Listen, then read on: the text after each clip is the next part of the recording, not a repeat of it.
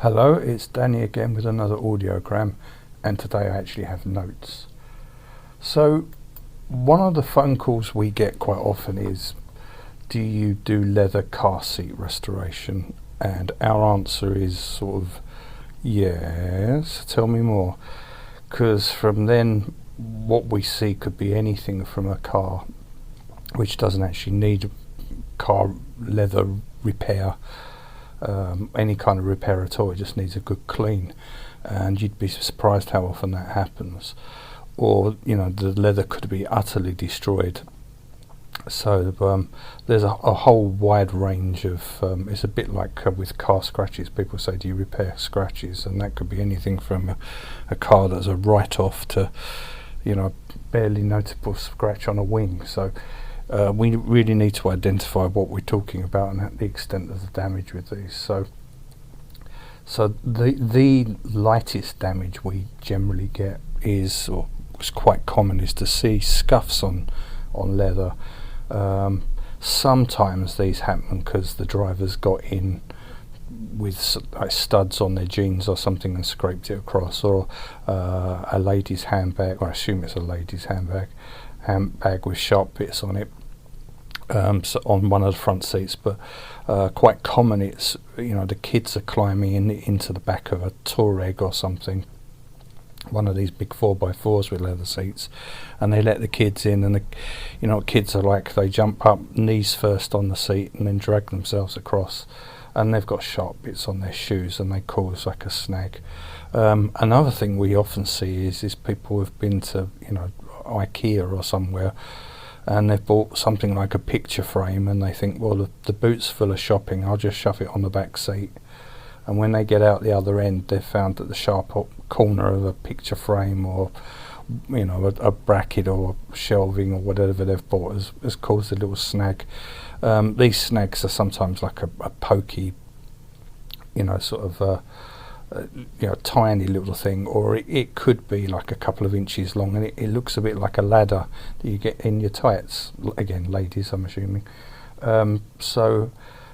That kind of repair is actually not very difficult to do. That's something a smart repair man can often do, especially if the leather's black, because obviously you don't have to match the colour very well on a black car. Black is generally fairly black, although you do have to match the matteness, how shiny it is. So we see a few of those. As I say, a lot of them, you see cars that are 10 years old and the leather's looking a bit tired, and people say, can you repair this?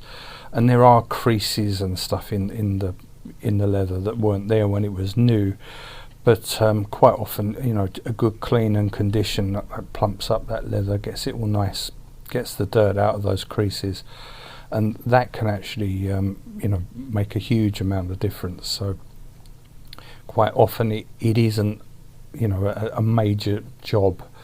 From there, probably the most common one we see is the worn bolster on the driver's seat. The driver's seat obviously gets used more than any other seat, and quite often, especially on sports cars, the seats are quite low down, so you have to you plonk yourself down and drag your legs across, and that leading edge of the seat nearest the door on the base, and the upright, which is called the upright bolster, they get a lot more wear than the rest of the car, and you quite often can see the passenger seat is hardly used at all, and it looks fairly new, compared to the driver's seat, which has got quite a lot of wear on it, and the pigment which colours the seat is worn through. You can actually see the leather underneath.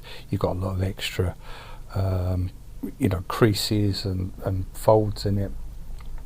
That's something we see quite a lot. Other damage, other stuff that needs repairing is sunken seats. Sometimes some cars, I think it's the Fiats and some of the Japanese cars, the padding in the seat would actually sink. It would become compressed, so they might need re-padding. And also water damage, convertible cars, someone leaves the roof open, they get rained on. And another thing we see is is, you know, old Rolls Royces and Bentleys and things. These are cars that are 30, 40 years old, where the sun comes in through the back seat. You actually get like ultraviolet sun damage, like a fading on the top of the back seat, that kind of thing.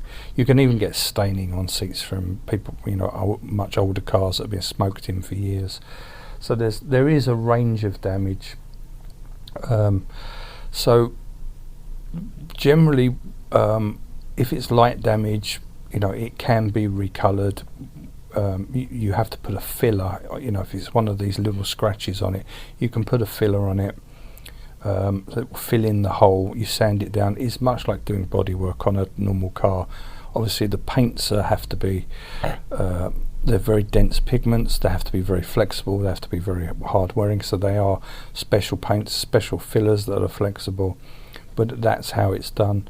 And that goes right up to like heavy wear on the bolsters and on the base of the seat, and some of the older cars had piping around those bolsters. You would see a lot of wear on the piping, so that can be done. Where it can't be done is when the cracks in the leather are too deep. This is a natural material, and if it's worn through and it hasn't been conditioned, it becomes less flexible, becomes dry, and as it flexes over time, the fibres in that leather will actually start to break down, and you're getting near to a point where the thing will just crack open and split.